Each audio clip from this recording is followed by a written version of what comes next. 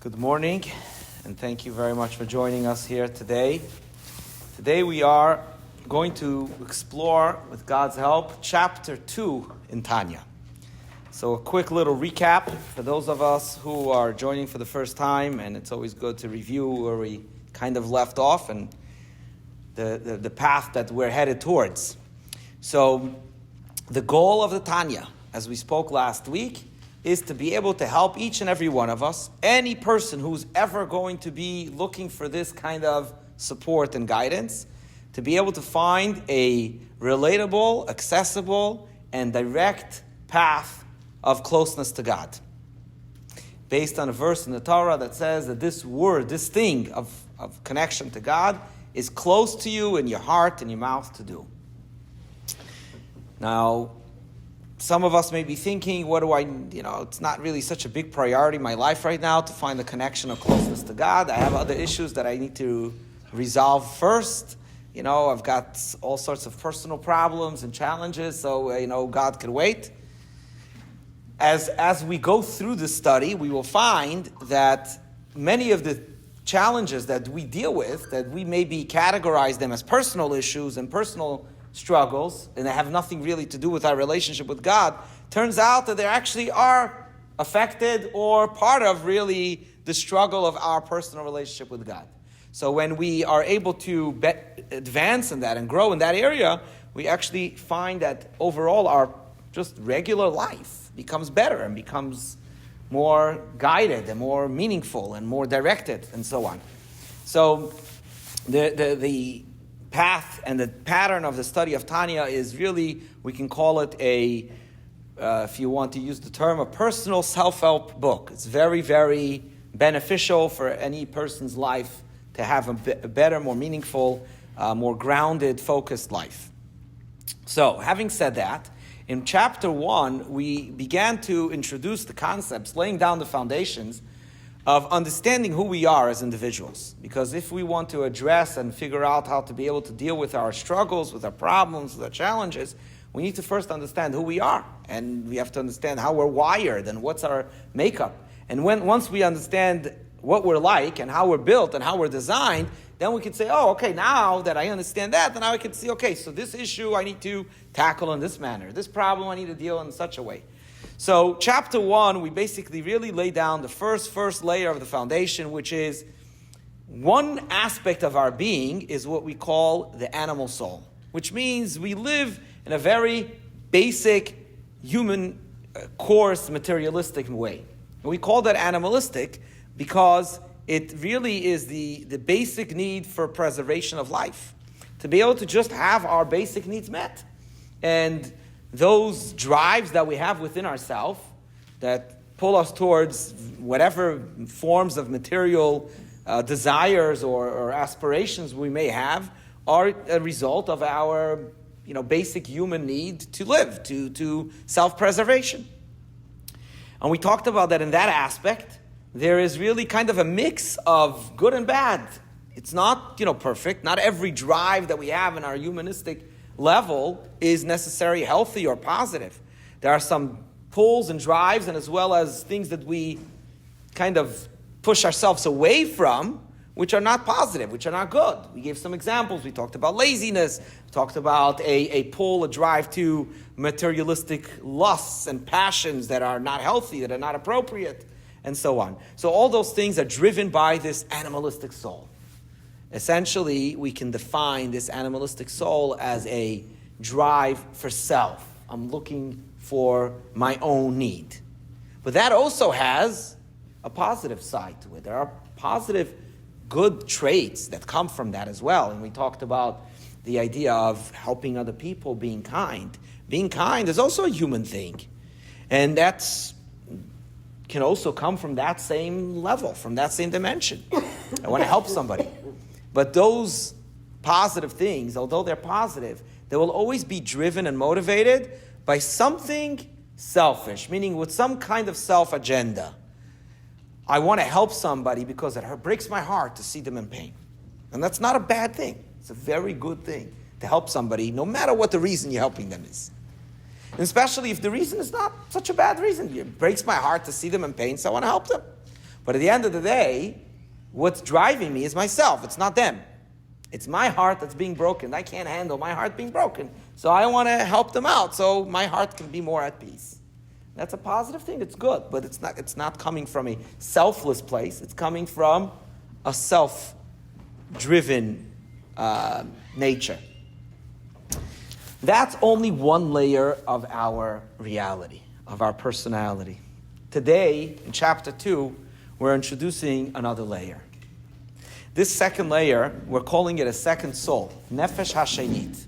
The second soul, and we're referring to this as the godly soul. This element of our being is another part of who we are. It's another layer. For many of us, we may be surprised to learn about this, because we'll say, what are you talking about? What other part of me is there that I never experienced that, I never connected with it, so I don't know what you're talking about. If we're talking about, in chapter 1, we talked about a soul. We didn't just talk about the body. We talked about a soul, which is some kind of spiritual force that invigorates the body, that gives us our sustenance of life. So that's already a soul, but that's the animal soul. So if suddenly now we're talking about something different, what is really the definition of this secondary godly soul? Nefesh ha'elokit, the godly soul. What is that? What is its function? And where do we identify its existence in our being? So I want to share with you a story that perhaps can enlighten us a bit in what this is about. So the story is told of a woman from Israel who came from a kibbutz. And she was traveling in India, like many Israelis do after military service or other times, they're kind of exploring. So while she was traveling around in India, she stopped by at a Chabad center there. But she came with a lot of negative resentment. There's a lot of people in Israel that are somehow misguided and don't really understand necessarily the proper functions or roles of different organizations.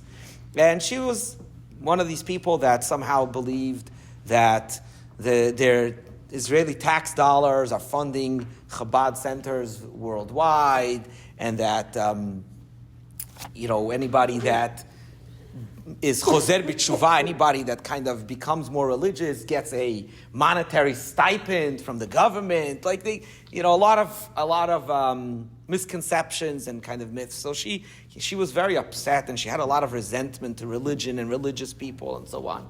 So her purpose in coming into this Chabad center was not really to come and enjoy and benefit. She came to, if you want to say, attack, or to kind of, get a little, let out some of her resentment. So she walks in and she started, talking and criticizing and so on.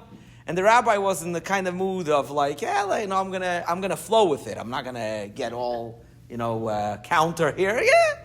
So he says to her, so what's your issue? What's your story? She says, I don't believe in religion. I don't believe in God. I don't believe in any of this. It's all crazy. It's ridiculous. And then I'm atheist and so on and so forth.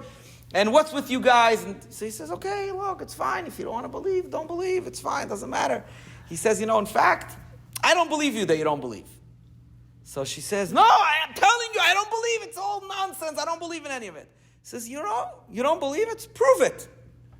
So how can I prove I don't believe it? He says, well, I have an idea for you. Right in the other room, we have the space where we pray usually. So there's an ark. There's a Torah scroll in there. So why don't you go in that room, take out the Torah scroll and throw it on the floor? He says, no, I can't do that. He says, why not? You don't believe in it. He said it's a bunch of nonsense. You don't believe in anything. You don't believe in the religion. You don't believe in the Torah. Take it and throw it on the floor. So she said, no, it has nothing to do with it. I don't believe in it. You're right. But it doesn't mean I should be disrespectful. Somebody else believes in it. I'm not going to go and just outright do something disrespectful to somebody else. So he says, well, you're a smart woman. You're right. You have a good point. I'll tell you, you'd be concerned for my honor because I believe in it. It would be disrespectful. I'll tell you, I'm fine. Because I know, you don't believe in it, so I'll take it in the right way. You can do it. It's fine. Don't worry about it. So she says, well, I'm not comfortable to do it because I don't want to make a bad name for people from kibbutz, they'll say, they throw Torahs on the ground. Yeah. So he says, I have an idea for you. Take the Torah scroll. There's a room that we have. There's no windows, nothing in there. Go in there, close the door, nobody with you. Just throw it on the floor while you're in there, and then come and tell us about it. So nobody will see. There'll be no evidence. No pictures, no cameras, nothing. Just do it so you can prove to us that you really don't believe. And when he got her to that point, she basically said, I don't know. I don't believe, but I still can't do this, and I don't know why. I can't explain why I can't do it. So the rabbi said, well, I'll tell you why. The reason is because you have something in you called a nefesh halokit. You have a godly soul in you. You may not know about it, you may not believe it, you may not connect with it, but it exists within you. And it's because of that your consciousness will not allow you to do something that so outrightly demonstrates your opposition to the essence of who you are as an individual. Do you also think it could be a respect thing too? Just because she doesn't believe, but at least she respects. So if it was just respect, then the options the rabbi gave, would be fine. Like, if you don't respect, but if nobody who is there that respects would be offended or affected or seen, so then who cares, right? So, I don't know. Think of any example of something that you personally don't care for, but you do out of respect for somebody else. If those people or that individual is not present, you have no reason to do it because you personally don't, buy into that. But I also think, me personally, even though I respect them, even though they're not around, I still don't think I would do it. Because what if they find out? True, but if you do it in a way that nobody's going to find out. Yeah. So in other words, there's something deeper in the consciousness that is holding the person back. That's beyond how it will affect other people. Yeah. Is it like stopping at a stop sign when nobody's around, and so there's no like a four-way stop. There's right. No you have to wait for somebody else and nobody's going to see, but you still stop because. Well, I think that could be a little different because unless you prescribe to a school of thought that believes that stop signs are ridiculous and they really shouldn't be there. Then you could say, okay, nobody's here, nobody's see, I'm going to go. But if you believe that there's value in the stop sign in its own right, then even if you could say, well, right now it may not look like it's necessary and not pose any danger, but you would still do it because who knows? Maybe some other person is driving down thinking the same thing that you are. Well, it's like doing the right thing even when no one's around. But I hear what you're saying. But it's not about the right thing. So if you don't believe in something, I'll give you an example. Let's say somebody who smokes. Okay, today it's such a foreign concept, but let's just say somebody who smokes, and they won't smoke in front of somebody else because they know they don't appreciate it. But if they're in their own company, why shouldn't they smoke? What's wrong? It's not bothering anybody. Nobody's there. If they don't believe personally that there's an issue with it, so. If right now nobody's being affected, then they have no problem. They'll do it, and we all do that. We all have things.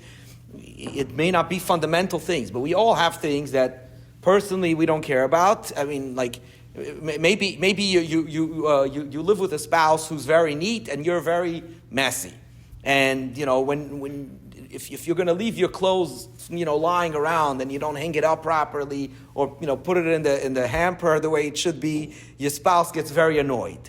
So you do it because out of respect. But say your spouse is away for a week, may not be as rigid about it. Doesn't mean that before they come back you're not going to clean up, but it's and it's fine. It's perfectly fine. There's nothing wrong. There's no disrespect. It's not disrespectful to them that while they're away, you're not maintaining the standard that they uphold. Nobody's coming over. It's not going to be embarrassing to them. So it's fine. And we all do that, right? We all, in our own life, we have our situations. So if you truly don't believe in something and it's not going to affect anybody and nobody's going to know about it, then nobody's going to hold back from that. And if you have something that's holding you back personally, then it's something in your own consciousness that although you're verbalizing and saying, I don't believe in it, it's not really true because the fact is, look, you're not willing to go that far. So that means you do believe to some degree, right? Okay. And that's like I said, one story to kind of bring out an example, bring out the idea. But ultimately, what the Tanya is telling us, that every one of us, we have this soul. This soul is the secondary godly soul, that technically we don't need that soul to live. We live perfectly fine, a physical, healthy human being. We can live with the animal soul. That's the soul that invigorates the body. The body doesn't need this godly soul. It's a secondary soul. But it's there.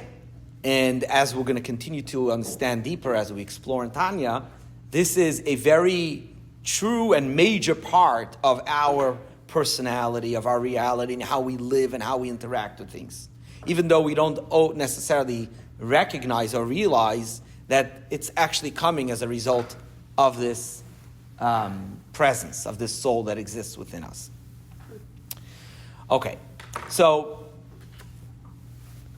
is it possible to lose our animal soul or lose our godly soul or expunge them in some sense? Great question. The answer is no. We can't lose it. We could raise or lower the extent of its expression, but it doesn't go away. I mean, essentially, if somebody loses their animal soul, they die. That's the soul. They can't live without it. The godly soul is also not going anywhere, which is why a Jew could never essentially break away from being Jewish. Like, it's impossible. You can denounce everything that you would like, but at the end of the day, it's still there, and it may or may not at some point come to life, come to the surface in your reality. But that's just, it's a fact. That's the way it is. And this story is one example to show, somebody who's trying to deny this part of their existence, and then suddenly they're faced with a situation that's proving that that's not really possible. So a tzaddik that's alive still has an animal soul, but that animal soul is elevated to righteousness in some sense. Well, so we're going to get a lot deeper into this as we continue to explore in Tanya. But to address your question specifically, yes, he has an animal soul and a godly soul, but the godly soul has completely dominated the operation of the individual. So the animal soul is subservient and basically just functioning as a proxy of the godly soul. The godly soul is completely governing and dominating the full operation of this individual's life. Okay, so I'm not going to quote too much from the text still yet. As I mentioned, if we don't all have the book, I don't think there's really much of a purpose to that. But I want to point out three ideas that the Alter Rebbe quotes in chapter 2 in Tanya to define this godly soul. Now that we just briefly touched upon the concept of its existence, before we even get to its function, let's understand what it is and where it comes from. So obviously, all of us would guess, a godly soul comes from God. Where else should it come from? But let's understand, when we say comes from God, the animal soul also comes from God. It doesn't come from an animal, right? It still also comes from God. So in what way is the animal soul and the godly soul different? So the Torah describes to us, when God created Adam, the first human, the Torah describes to us how God created him, that he created his form out of the earth, from the ground. And then, once his form was kind of in place, God blew within his nostrils a soul of life. Vayipach be'apav nishmat chayim. He blew into his nostrils a soul of life.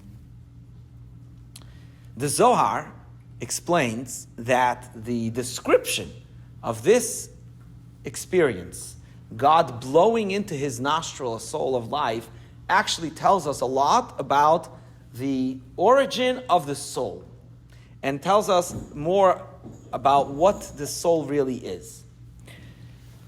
This description, the way it's understood, is referring to the godly soul, not to the animal soul. The animal soul was part of the creation with his body. The godly soul is the secondary. It's what came in after the body was created.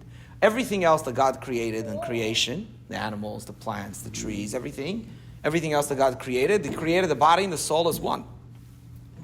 The animals were created, body and soul as one. It wasn't like, first he created the shape of a cow, and then he blew in a soul, and the cow started to jump around. Created a living cow, boom. That's the tree, a living tree. Everything God created, body and soul at one. Everything has a soul that makes it live. The body and soul is created at one. The only thing that was separate was body. And then the soul was the human. And that soul that came in second, that after the creation, is the godly soul. And the fact that the Torah describes its entry into the human through blowing is very, very significant. And the reason is because, as you may know, the Torah describes to us how God created everything else in the world. Anybody remember what it is? It's not a test. If you don't, it's okay. But if you do, share with us. Anybody remember? In what form, in what manner did God create everything in existence? 6 days of creation, God created. By words. By words. He spoke, right? He said, Yehi or, let there be light. Vayehi or, and there was light. He said, Yehi rakia, let there be the firmament of the heaven, and Vayehi rakia, right? So God spoke and it came to be. Suddenly, God doesn't speak, He blows. What's the difference in our experience between speaking and blowing? Like speaking and doing, they're two different actions. I mean, obviously. Right? But tell me about, how does that affect you as a human being? No. Well, I'll give you two examples of practical differences between speaking and blowing. One is the extent of how quickly it will exhaust you. And number two, your ability to multitask. You could speak and do other things at the same time. Try doing other things while you're inflating a balloon. It's like, no, there's like, and that's it. There's nothing else going on. It's very hard. It's almost impossible to do something else at the same time.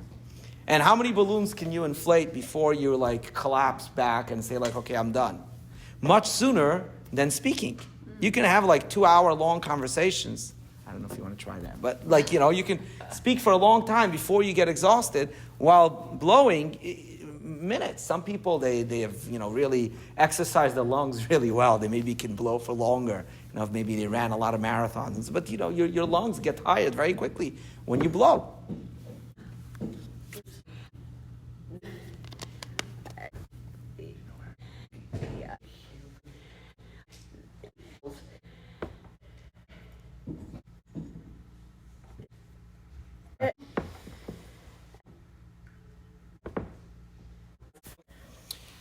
So the fact that when we blow, it takes up much more energy and it's hard to do something at the same time. The reason for it is because although, like Cynthia correctly pointed out, the source of air is from the same place, yet the effort involved in blowing versus speaking comes from a much deeper part of our being.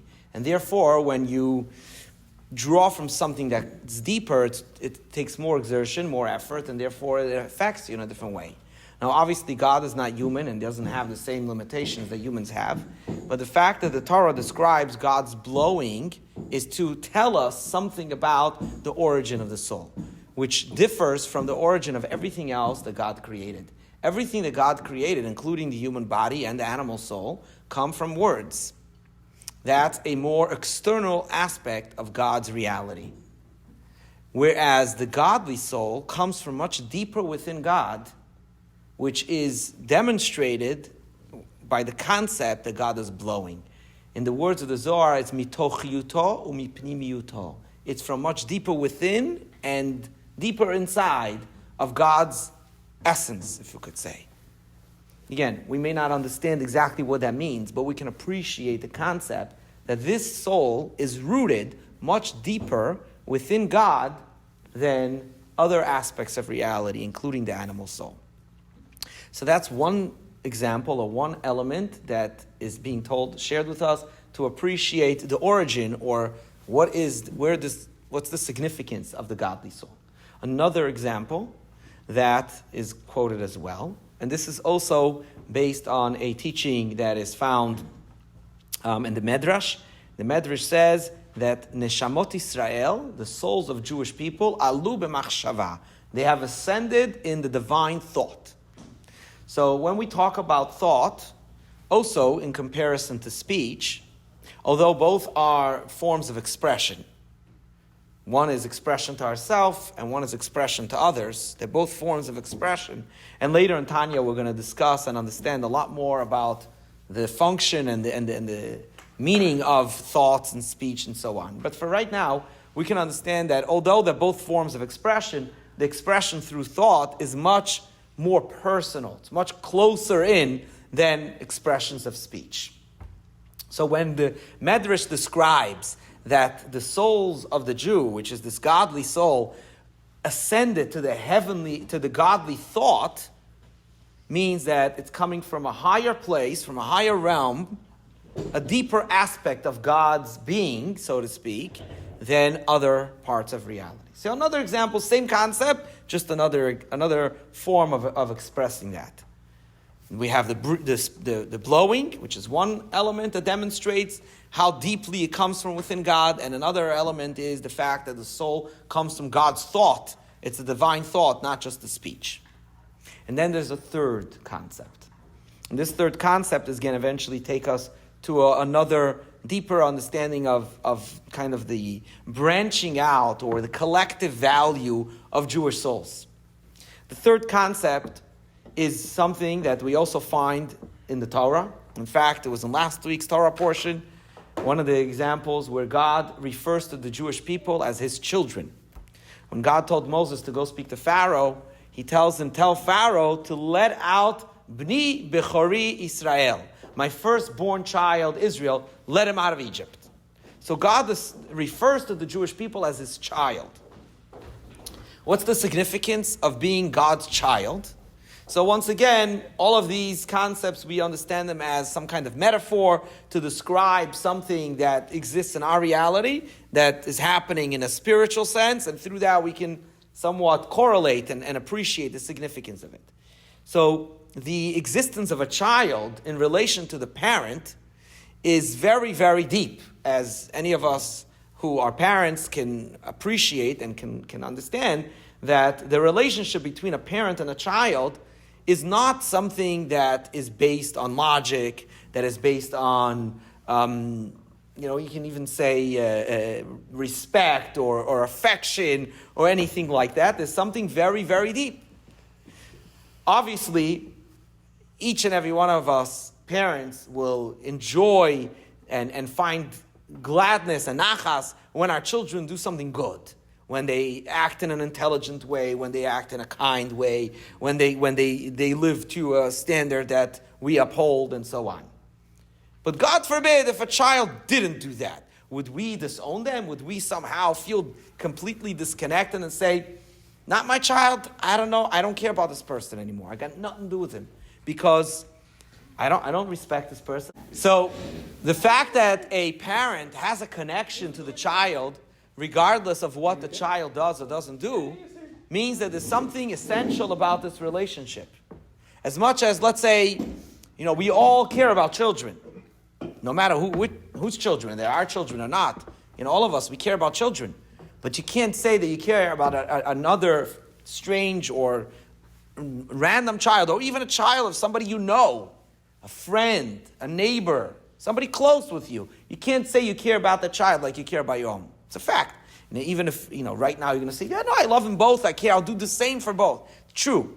But if one of them became a serial killer, you would walk away from him much faster than if, God forbid, never should happen, if that happened to your child.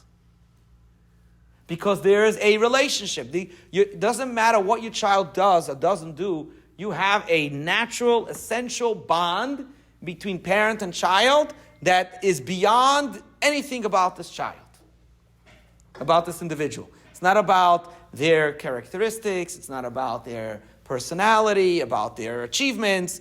Of course, all of that it adds and increases the relationship and the love and the affection. But at the core, there's an essential bond between the parent and the child. And what's the reason for it? Because the child comes from the parent. It's really an extension of me.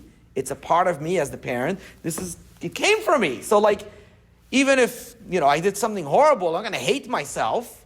I'm not going to hate my child. I'm not going to be able to set myself apart. No, it could happen that, God forbid, parents won't want to talk to their children. They will break ties. But at the end of the day, they're still connected. They can't stop thinking about them. They can't just walk away from it. Whereas if it was a stranger, if it was somebody else, you could completely disconnect. From a child, you can't. And that's because there's an essential connection that is beyond anything else that this relationship brings. So when God describes his connection to the Jewish people as a child, it's emphasizing a certain depth in the relationship which demonstrates a connection that is beyond what we do or don't do. There's an essential bond, is a chibur atzmi. There's an essential bond that connects the two together that is beyond anything that they do or don't do. And that bond is the godly soul. That's the godly soul. That part of our connection with God is the gift of the godly soul. That's the secondary soul that we're talking about. So we have three elements that describe the significance of the godly soul. To recap, one is that it's given to us through blowing, which is a much deeper effort than speaking, which represents it coming from a deeper aspect of God's being. It's the soul ascended to God, to the divine thought, which represents something greater, deeper, more elevated than speech. And then we have the fact that it's like the relationship of a parent to a child. Okay. Now, to just really complete this third element of the relationship between the parent and the child, the way it's explained in the Torah, and I know some of the scientists among us maybe understand the pattern a bit different, but the way it's explained in the Torah is that the seed of the father actually initiates and begins in the mind. It comes from the mind through the spinal cord, and that's the origin of the child. So it's not just that there's an essential connection between the parent and the child, but that connection is in the mind of the parent. It's in the brain of the parent. Moach ha'av. It's in the brain of the father. So it's not only a deep and essential connection, but it's a connection that originates in the headquarters of the human being, right? Everything that happens in our body is processed and comes through the brain. So the fact that my child comes from my brain, it's really deeply connected. So when we say that we're connected with God as a child to a parent, it's not just connected to God, but it's connected to the brain of God, so to speak. God doesn't have a brain. He doesn't have a physical figure. But it's representing a very, very essential aspect of God's being. What?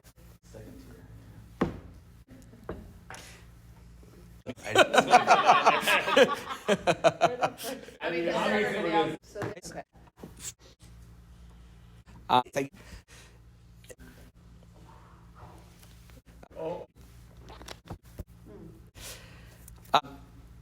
Now that we understand this concept, the idea of the third example that we gave in the souls, in the secondary godly souls characteristic, and the fact that it's describing the origin of it being like a child coming from the brain of the parent, so we can appreciate another aspect of that we are told about regarding Jewish souls.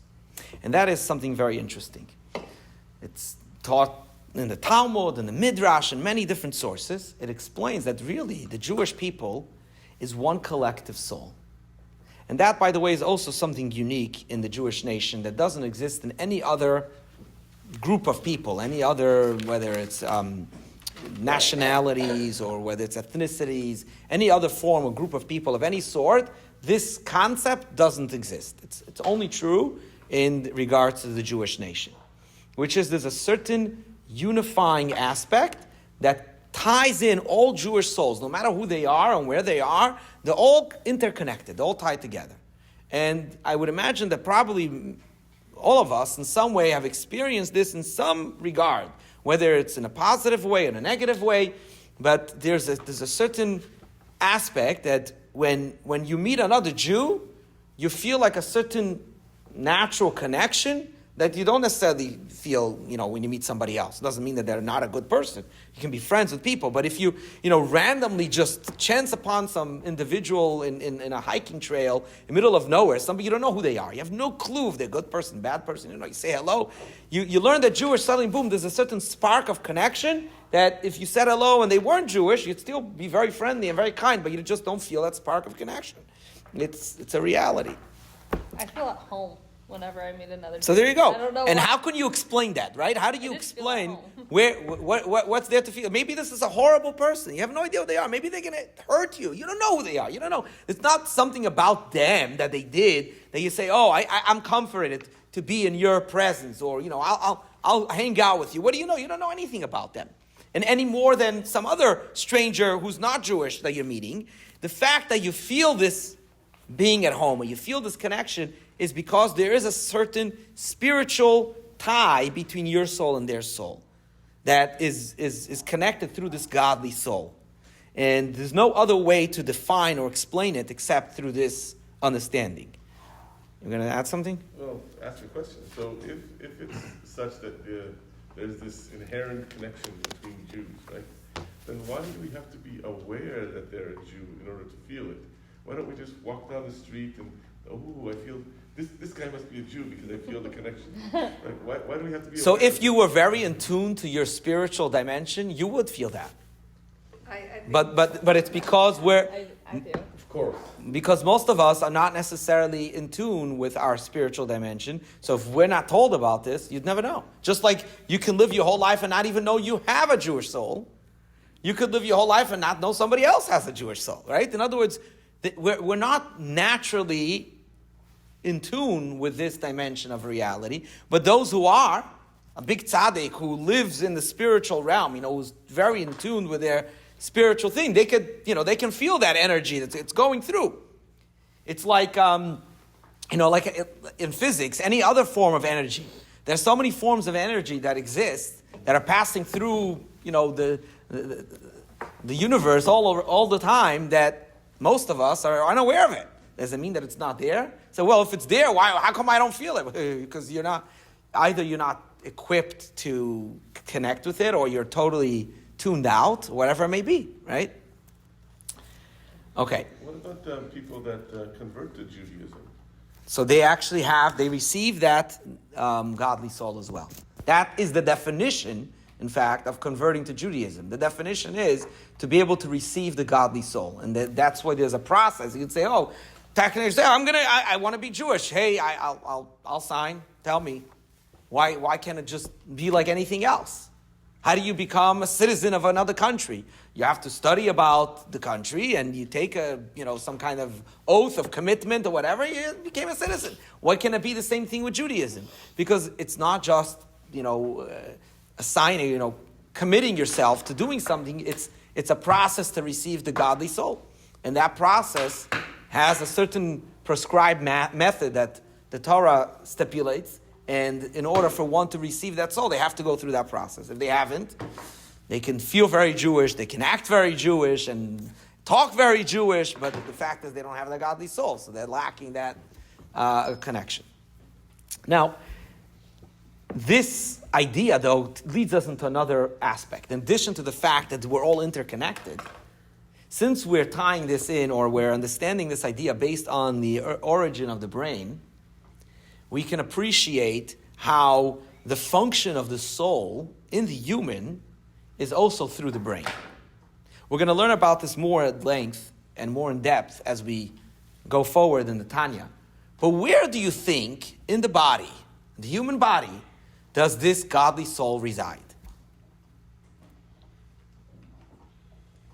in the heart. In the heart, good idea. Blood, right? The animal soul's in the blood, okay, so that must be connected to the heart. Where do you think the godly soul resides? The head. The head. You mentioned the mind, where that's the start Right? of this. So, obviously we're trying to guess here, but the answer is the brain.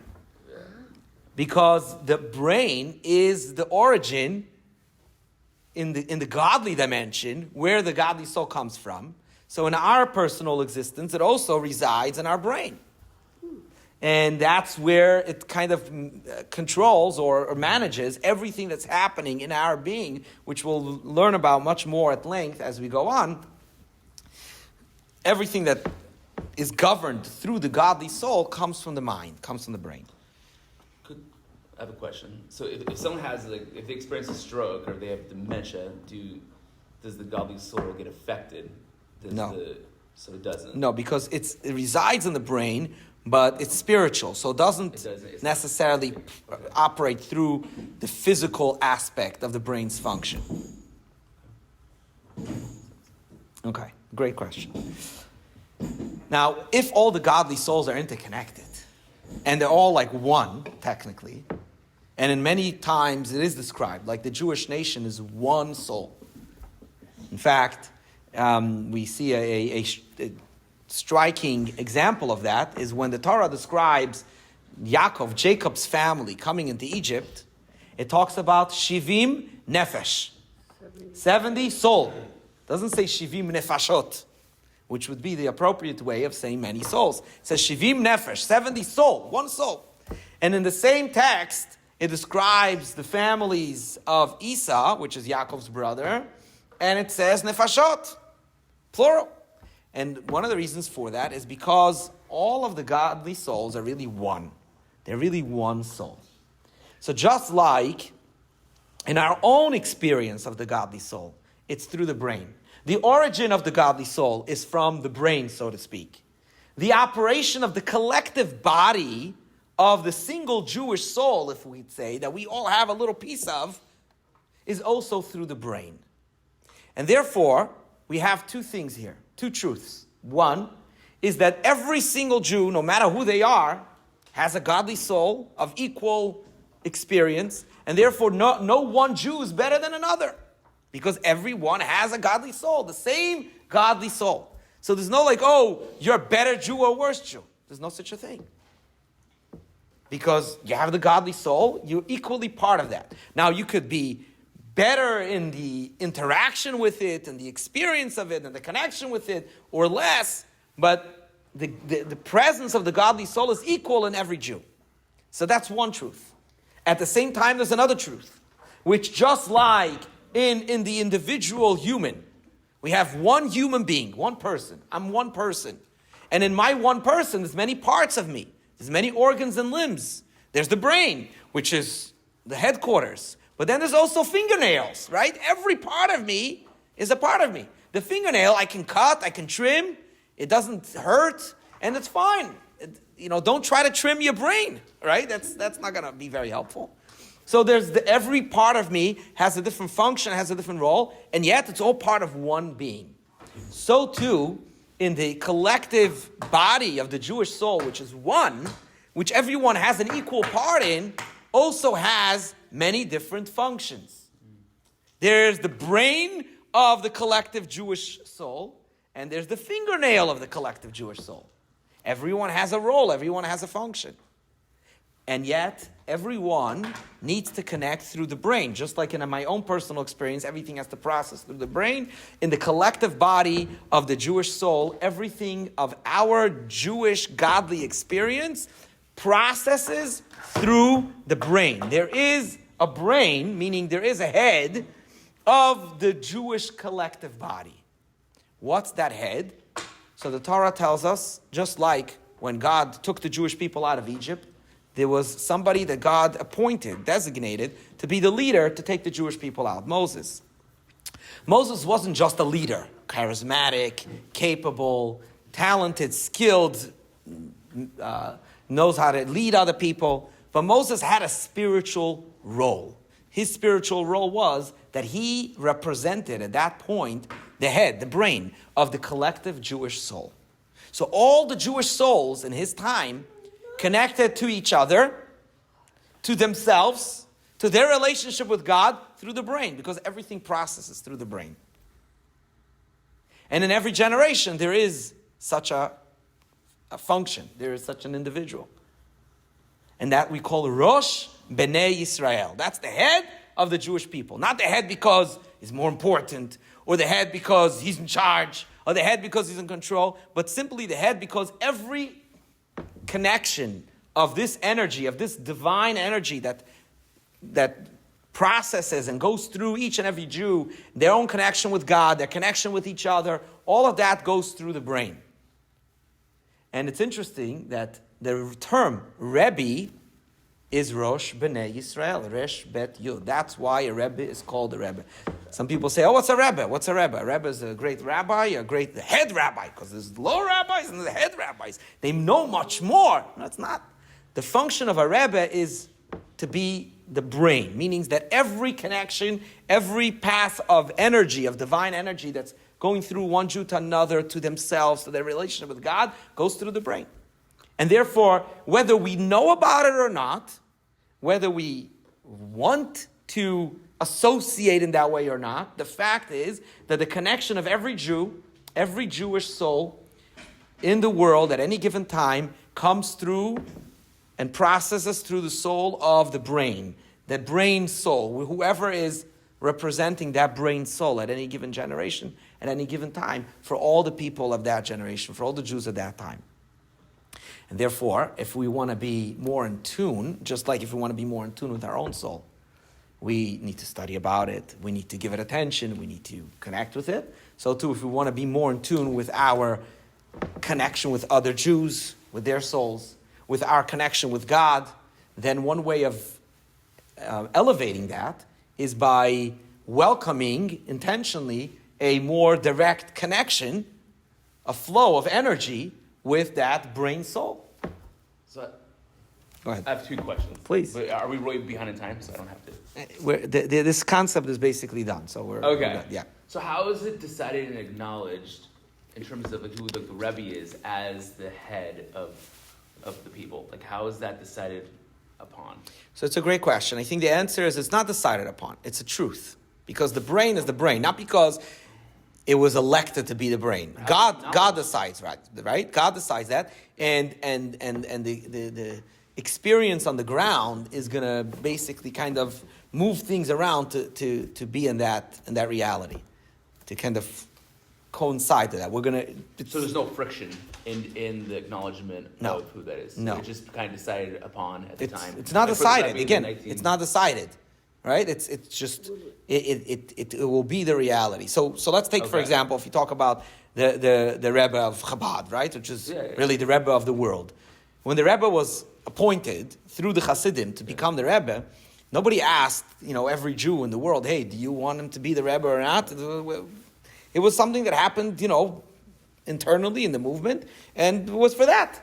Eventually, that influence began to spread, and it has an effect. Nobody asked that. Nobody solicited. It just naturally it happens that way because that's the truth, because that's the reality. So naturally it's evolving to affect that in that way. So it's like organic the way it is. Because God chose it to be that way. So the truth of the system is going to make it happen, even if you don't know about it at first. It's going to develop itself to become that in the reality. So no structure. Correct. So it's organic. Okay. And the second thing is, it's really cool because you taught me 3 years ago, and this echoes that when I asked you about like when we pray for services, like kind of what am I praying for, like what's the kind of the structure of it, and it echoes exactly what you're saying today of like you start off with the animal soul, and then as you pray throughout the session, you go towards the godly soul, and then you become as one, and that's kind of like the same.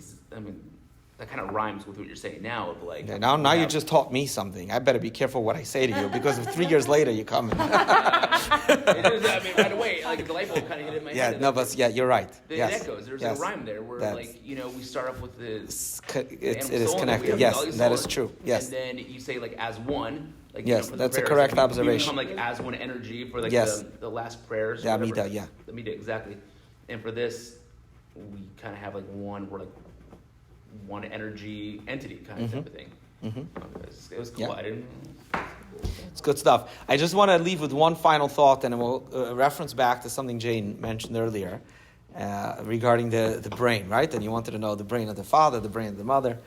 The Alter Rebbe basically concludes the chapter with an idea that since all of this discussion is all about the function and the impact of the brain and the individual level and the collective level, or origin of the soul from God and so on, so therefore the mindfulness of the parents at the time of coming together for the hopeful production of the child is very, very impactful on the characteristics of the future born child. Because the soul is essentially coming from the brain and it's going to come through the brain, so and this is equally for the father and the mother, the mindfulness and the intent and the state of mind and the thoughts, the kavanot, the intentions the parents are having at those moments have a very strong impact. In the terminology that's described as the levushim, the garments of the soul, meaning the essence of the soul is going to be what it's going to be. God chooses what soul is coming down. You can't decide that. You can't create that. But the garments, meaning certain layers that are going to have impact on how the soul is going to function and operate throughout its life, are affected by the state of mindfulness and intent that the parents engage at that time during the union.